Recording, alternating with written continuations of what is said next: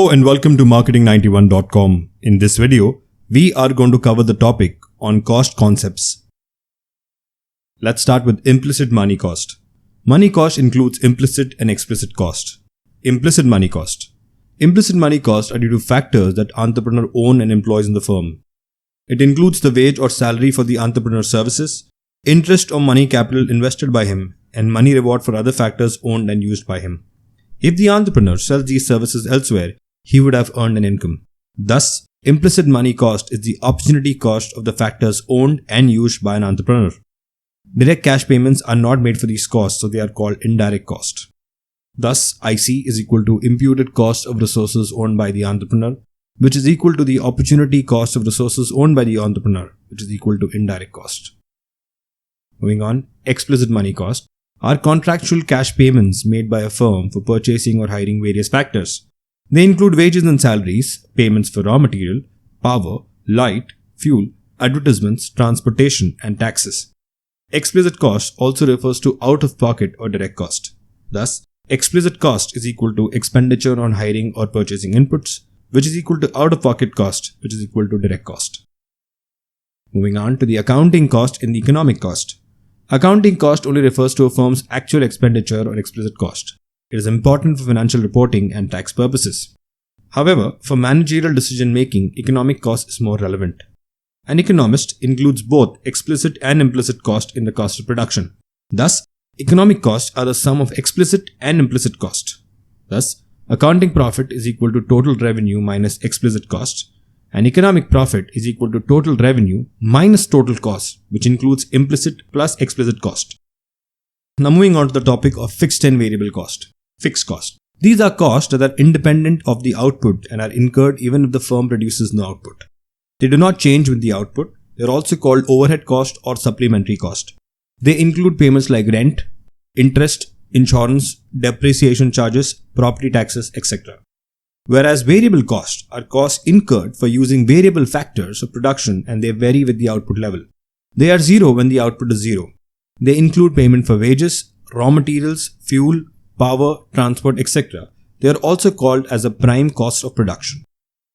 Moving on to the total cost.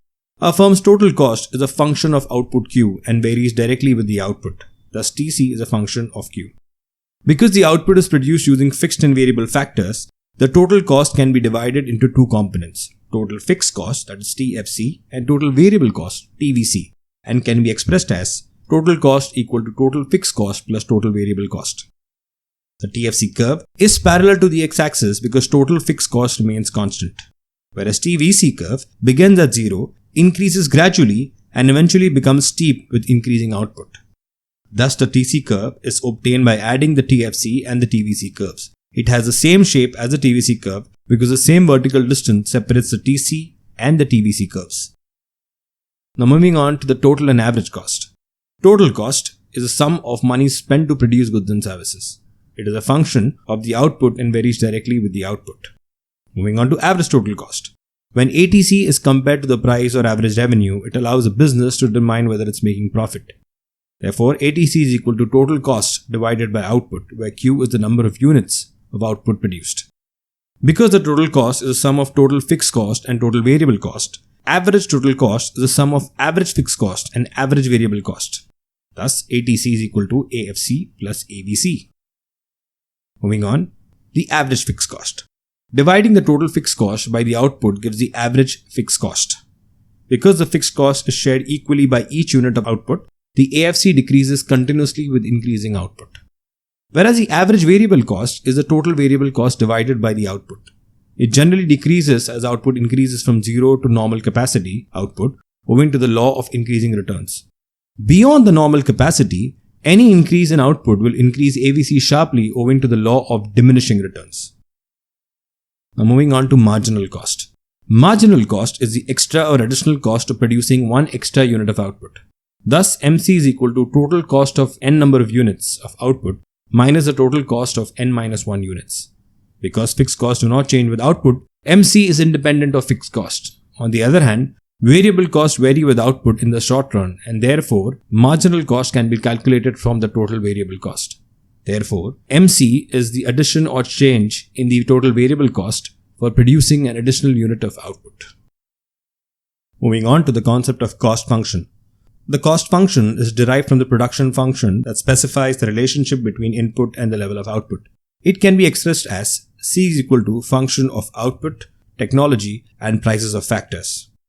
Costs vary with changes in the level of output, nature of production function, or factor prices. Moving on, short-run cost output. The short run is a period in which a firm produces its output with a given capacity. Its cost is divided between fixed and variable cost. In the short run, production is subject to the law of variable proportion. Thus, AFC decreases continuously as output increases. AVC decreases initially, reaches a minimum, and eventually increases with the output. AC also decreases initially, reaches a minimum, and then increases with the output.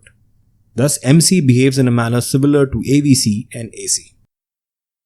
Moving on to the short-run average cost output.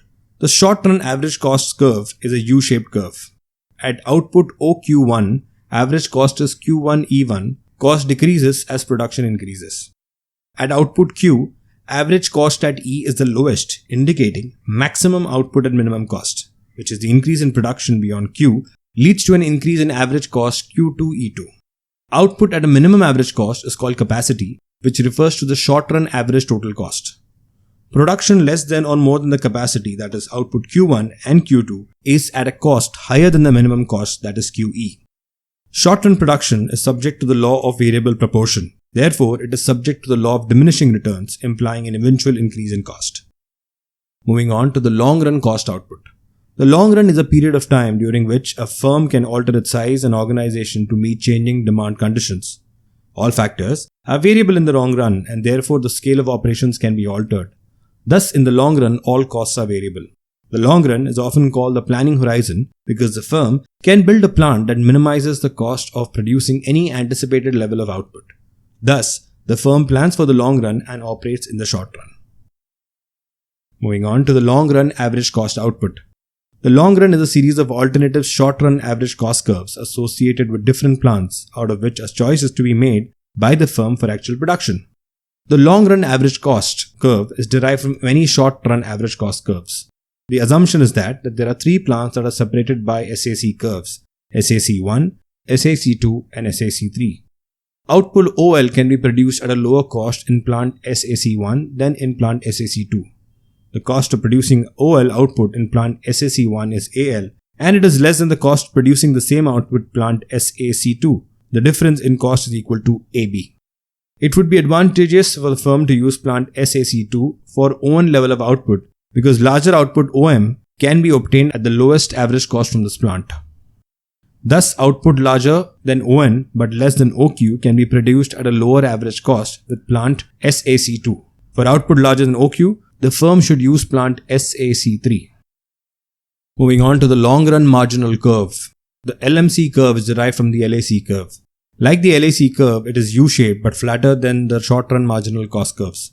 The relationship between LMC and LAC curves is the same as between the short-run average and marginal cost curves.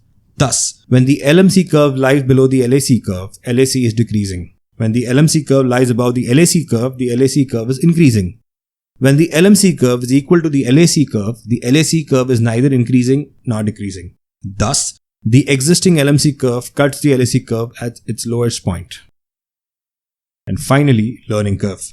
The learning curve shows relationship between labor cost and additional units of output. It slopes downward, indicating that the additional cost per unit decreases as the level of output increases because workers improve with practice. The decrease in cost arising from this improvement is called the learning curve effect.